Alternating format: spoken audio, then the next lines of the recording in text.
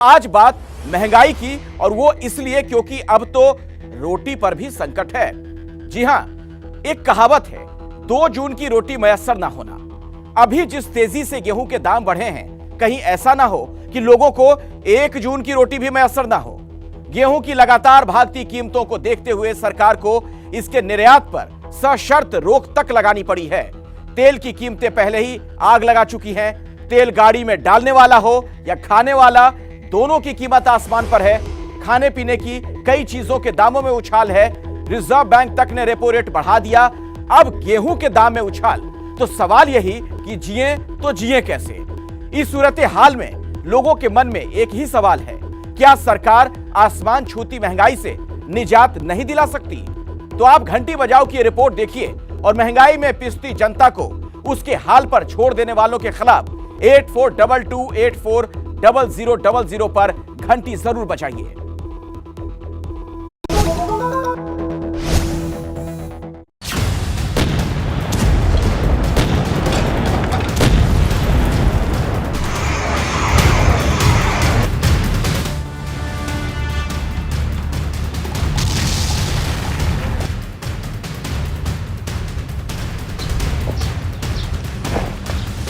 इस युद्ध में कोई विजयी पार्टी नहीं होगी।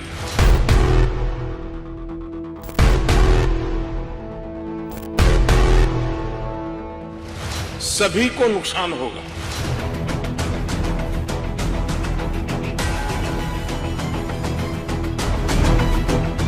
यूक्रेन संघर्ष से उत्पन्न उथल-पुथल के कारण तेल की कीमतें आसमान छू रही हैं।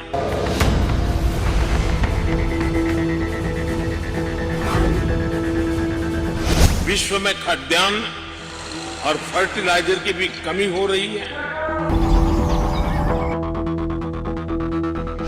इससे विश्व के हर परिवार पर बोझ पड़ा, किंतु विकासशील और गरीब देशों पर इसका असर और गंभीर होगा। बिल्कुल बढ़े हैं सर। जैसे रोटी की बात करें, लगभग कभी 6 या 7 रुपए की तवा रोटी आज 9 या 10 रुपए की है। इसमें कीमत 10 रुपये है, उससे ज़्यादा बढ़ाएंगे तो कंपटीशन इतना है तो ग्राहक कम हो रहे हैं धीरे धीरे। महंगाई ज़्यादा हो गई है, रेट बढ़ा नहीं सकते, मार्जिन तो बिल्कुल ना के बराबर हो। पहले मैं अभी 10 किलो लेके आया हूँ आटा, पहले मैं 15 किलो लेके जाता था। 18 रुपये को 16 रुपये को आटा था। आज ये कीमत है कि 27 रुपये को आटा खरीदने पड़ लिया। हर आदमी परेशान है इससे। सबसे पहले ये रूल तय करना चाहिए बाजारों में कि एक रेट होना चाहिए।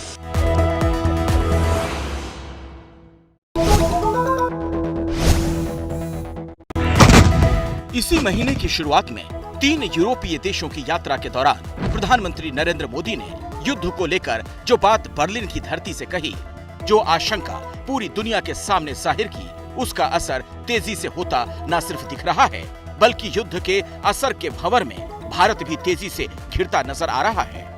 दिल्ली से 4580 किलोमीटर दूर यूक्रेन में पिछले 3 महीने से चल रहे युद्ध की वजह से महंगाई का एक और बम भारत में फूट गया है।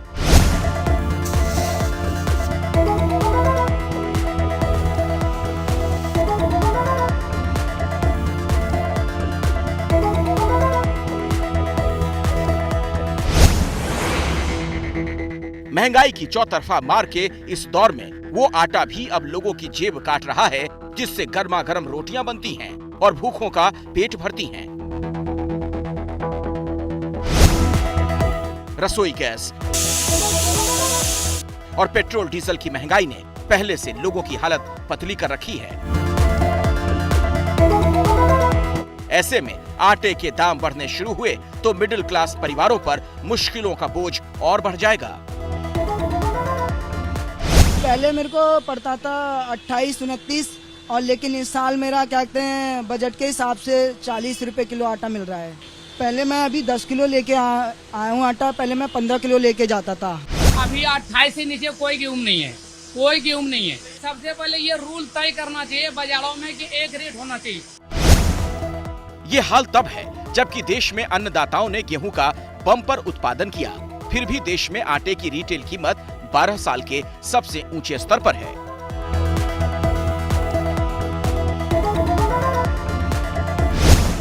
एक साल के अंदर गेहूं और आटे की कीमतों में कितना और क्या फर्क देखने को मिला, आंकड़ों के जरिए समझाते हैं। पिछले साल इसी महीने यानी मई 2021 में रिटेल बाजार में 1 किलो गेहूं औसतन 26 रुपए का मिल रहा था। आटे की कीमत औसतन 29 रुपए किलो थी। लेकिन मई 2022 में 1 किलो गेहूं की कीमत औसतन 29 रुपए किलो तक पहुंच गई, जबकि 1 किलो आटा 33 रुपए किलो तक बिक रहा है। यानी पिछले साल के मुकाबले गेहूं के दाम में 12% और आटे के दाम में 14% का उछाल आया है। साफ है कि गेहूं जिस तेजी से महंगा हुआ है, आटे की कीमतें भी उसी तेजी से बढ़ी हैं। और इसके पीछे रूस और यूक्रेन युद्ध को ही सबसे बड़ी वजह माना जा रहा है। युद्ध की वजह से दुनिया भर में गेहूं की आपूर्ति और उत्पादन पर असर पड़ा, जिसमें भारत भी शामिल है। देश में आटे की महंगाई की दूसरी बड़ी वजह है भारतीय गेहूं की मांग ग्लोबल मार्केट में बढ़ती जा रही है। इसके अलावा महंगे डीजल की वजह से माल ढुलाई की लागत भी बढ़ रही है, जिसका सीधा असर आटे की कीमत पर दिख रहा है। घी, तेल, दालें, चावल, सब्जियां सब पहले से महंगे थे और पिछले कुछ दिनों से आटे के दामों में भी जबरदस्त तेजी देखने को मिल रही है। ऐसे में आम आदमी के लिए सबसे ज़रूरी चीज़ ये रोटी अब लगातार महंगाई की दौड़ में शामिल हो गई है। मेरे साथ गोपराज जी हैं जो जयपुर में लंबे अरसे से तड़का रेस्टोरेंट चलाते हैं। गोपराज जी, आटा कितना महंगा हो रहा है? आटा सर इस 1 महीने में करीब 100 रुपये 50 किलो पे बढ़ गया है, यानी कि 2 रुपए किलो महंगा हो गया है। अब मेरे को अगर आपके यहाँ खाना खाना है तो मुझे एक रोटी के लिए कितने रुपए चुकाने पड़ेंगे? अजी हमारे पैकिंग में तो जाती है 7 रुपये की रोटी और बैठ के खाने में है 10 रुपये की रोटी। तो अब आप जब 2 रुपए किलो आटा महंगा हुआ है तो आप रोटी के दाम भी बढ़ाने की सोच रहे हैं? अब ये है कि अब ये स्थिर अगर नहीं रहेगा और बढ़ता जाएगा तो बट नेचुरल है कि 1 रुपया रोटी पे और बढ़ाना पड़ेगा, यानी 11 रुपए तक की हो जाएगी। इस साल फरवरी में जब रूस और यूक्रेन के बीच युद्ध की शुरुआत हुई थी, तब भारत में खाने पीने की चीजों की महंगाई दर 5.85% थी, जो युद्ध के बीच अप्रैल महीने में 8.38% तक पहुंच गई। रूस यूक्रेन के युद्ध ने पूरी दुनिया को महंगाई के चंगुल में फंसाया है। यूएन की रिपोर्ट के मुताबिक अप्रैल 2022 में खाद्य सामानों की कीमतें पिछले साल के अप्रैल के मुकाबले 34% तक बढ़ गईं। कच्चा तेल 60% तक महंगा हुआ तो गैस और फर्टिलाइजर के दाम भी दुगने से ज्यादा हो गए। और अब भारत में गेहूं और आटा जैसी बुनियादी जरूरत के लिए भी लोग अपनी जेब और ज्यादा ढीली करने को मजबूर हैं। इतनी महंगाई है तो कुछ न कुछ तो करना पड़ेगा, कुछ न कुछ तो कटौती करनी पड़ेगी। तो उसी हिसाब से पहले 15 किलो आटा जाता था फैमिली के लिए, अब 10 किलो आटा जा रहा है हमारा। इस साल 4 रुपए किलो महंगा है। पिछले साल 400 रुपए कुंटल कम आता था, इस साल 400 रुपए कुंटल ज्यादा है। और जो लोग होटल, रेस्तरां या ढाबों जैसी जगहों पर खाने के शौकीन हैं, वो भी कह रहे हैं कि बाहर निकलने से पहले अब दोबारा सोचना होगा। ठाकुर जी, अभी खाना खा के निकले, कितने का बिल चुका है, दिखाएंगे आप? हाँ जी ज़रूर साहब, ये बिल है 1012 रुपये का। क्या क्या खाया आप लोगों ने? 2 सब्जी ली, दाल ली और रोटियां ली। 4 जनों का आपको लगभग 1000 रुपए के आसपास, यानी 250 रुपए। तो अक्सर जाते हैं आप होटल ढाबों में? हाँ, लगभग हफ्ता 10 दिन में एक बार हो जाता है। तो क्या फर्क महसूस किया आपने आज जब आप बिल पे करके निकले? तो सब महसूस ये किया कि बिल बढ़ गया। लगभग कभी 6 या 7 रुपए की तवा रोटी आज कुछ 9 या 10 रुपए की है इसमें। बजट कैसे मेंटेन करते हैं और कम करने की सोच रहे हैं क्या होटल ढाबों में खाना खाना? बिल्कुल करते, कोशिश अपनी तरफ से कोशिश वैसी रहती, पर बच्चों के परिवार के संग सब चलता रहता है, बाहर आना जाना भी बच्चों के हिसाब से भी सोचना पड़ता है। क्योंकि पहले कितनी बार जाते थे और आजकल होटल ढाबों में कितनी बार जा? कम कर दिया है, पहले से काफी कम कर दिया है। सिर्फ खाने वालों के लिए नहीं, खिलाने वालों के लिए भी पहले से ज्यादा परेशानियां बढ़ गई हैं। 32 रुपए किलो का आटा, और उस आटे की महंगाई के चलते आलम यह है कि जो रेस्टोरेंट मालिक हैं सारे परेशान हैं कि आखिर वो जो रोटी है, ये जिस हम रोटी की बात कर रहे हैं जो आटे से बनती है, इस रोटी की कीमत क्या तय करें, क्योंकि इस रोटी की कीमत बढ़ाना मतलब पूरी थाली की, जो थाली आप देख रहे हैं इसकी कीमत बढ़ जाएगी। यदि हम इस रोटी की बात करें तो यहाँ पर भी 10 रुपए रोटी 10 रुपए की है। मगर हमारे साथ हैं इस रेस्टोरेंट के मालिक विष्णु शर्मा जी, जो इस बात को लेकर अब चिंतित हैं कि इस रोटी की कीमत बढ़ाएं तो होगा क्या। कीमत 10 रुपये है, उससे ज़्यादा बढ़ाएंगे तो कंपटीशन इतना है तो ग्राहक कम हो रहे हैं धीरे धीरे। महंगाई ज़्यादा हो गई है, रेट बढ़ा नहीं सकते, मार्जिन तो बिल्कुल ना के बराबर हो गया रेस्टोरेंट में अब तो। जिस तरीके से आटे का दाम बढ़ रहा है कि ऐसा लगा कि इस महीने के आखिर तक या अगले महीने तक 40 को टच कर जाएगा, फिर क्या करेंगे आप? तो फिर रेट तो बढ़ाना पड़ेगा सर, मजबूरी है, घाटे में तो काम नहीं कर सकते। ये दुख आपका है या और सारे रेस्टोरेंट मालिकों का? सभी रेस्टोरेंट का है सर। देश में गेहूं और आटे की बढ़ती कीमतों ने लोगों की परेशानियां बढ़ानी शुरू कर दी हैं, तो भारत सरकार को दो बड़े फैसले लेने पर मजबूर होना पड़ा। पहला बड़ा फैसला ये कि गेहूं के निर्यात पर सरकार ने तत्काल प्रभाव से सशर्त पाबंदी लगा दी। बदलती हुई परिस्थितियां, उसके अनुसार निर्णय लिए जाते हैं। हमारी फूड सिक्योरिटी, अन्य फूड डेफिसिट कंट्रियों की सिक्योरिटी और नेबर्स की, और तीसरा व्यापारियों की बाजार में उनकी जो इज्जत है वो भी बिगड़नी नहीं चाहिए, क्योंकि कल वही व्यापारी जाएगा बोलते यार तुमको ऑर्डर देने से क्या फायदा हुआ, तुम तो कल मुकर जाओगे, तो उसके लिए भी रास्ता खोल रखा है। So it's a very balanced kind of a decision. हालांकि इस बैन का उन एक्सपोर्ट और ऑर्डर पर कोई प्रभाव नहीं पड़ेगा जिनका लेटर ऑफ क्रेडिट 13 मई से पहले जारी हो चुका है, या जिन देशों को गेहूं एक्सपोर्ट की जिनकी इजाजत भारत सरकार देगी। ये तस्वीरें गुजरात के कांडला पोर्ट की हैं। यहाँ सरकार के गेहूं एक्सपोर्ट बैन के फैसले के बाद 20 लाख टन गेहूं फंस गया। ये गेहूं जहाजों में लाद दिया गया था, लेकिन सरकार के फैसले के बाद सब कुछ फौरन रोक दिया गया। सरकार ने दूसरा बड़ा फैसला ये लिया कि गेहूं उत्पादक राज्यों में किसानों से गेहूं खरीद की तारीख आगे बढ़ा दी। पंजाब और हरियाणा में 31 मई तक, तो दूसरे राज्यों में किसान अब 15 जून तक मंडियों में न्यूनतम समर्थन मूल्य पर गेहूं बेच सकेंगे। ऐसा इसलिए क्योंकि 14 मई तक सरकारी गोदामों में 18 मिलियन टन गेहूं ही किसानों से खरीद कर आ पाया है। रूस और यूक्रेन के बीच जारी युद्ध के चलते अंतर्राष्ट्रीय बाजार में गेहूं की कमी होती चली गई। ऐसे हालात में मिस्र और तुर्की समेत कई अन्य देशों ने पहली बार भारत से गेहूं मंगाने का फैसला किया था। गेहूं की कई खेप रवाना भी हुई।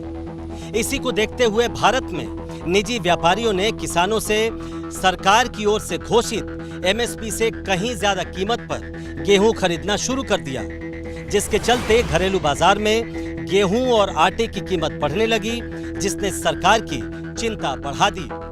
इसी के बाद सरकार ने गेहूं के निर्यात पर कुछ शर्तों के साथ बैन लगाने का फैसला कर लिया। फरवरी महीने में सरकार के पूर्वानुमान में इस बार करीब 111 मिलियन टन गेहूं की पैदावार होने की बात कही गई थी, लेकिन मार्च से शुरू हुई भीषण गर्मी ने सारे हिसाब बिगाड़ दिए।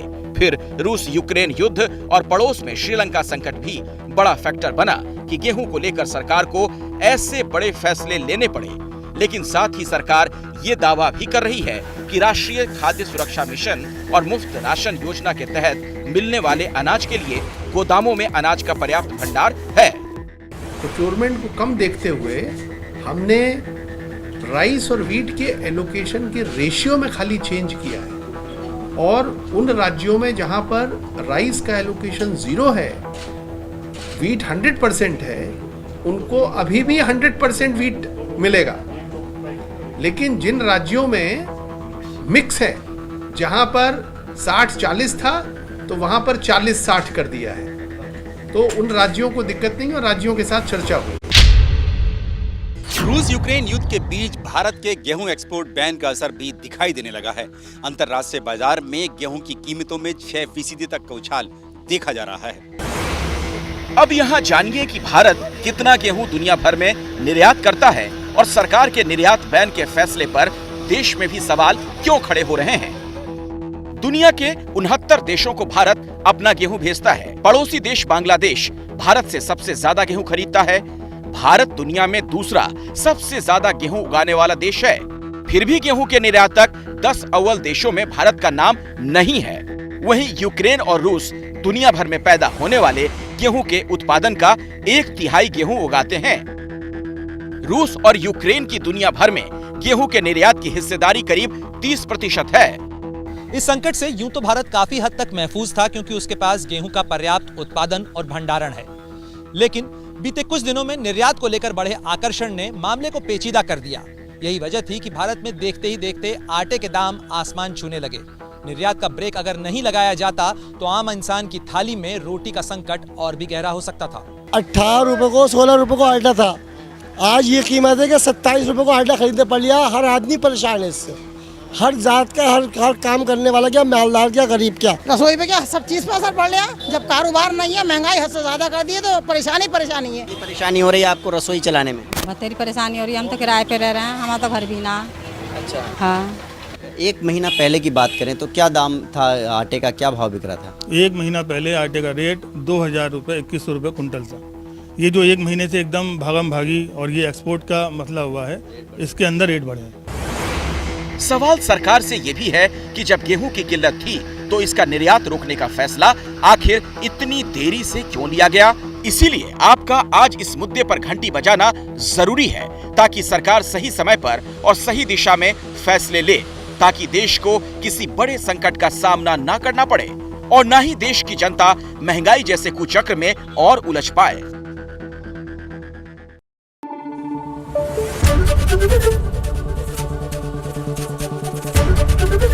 एबीपी न्यूज आपको रखे आगे।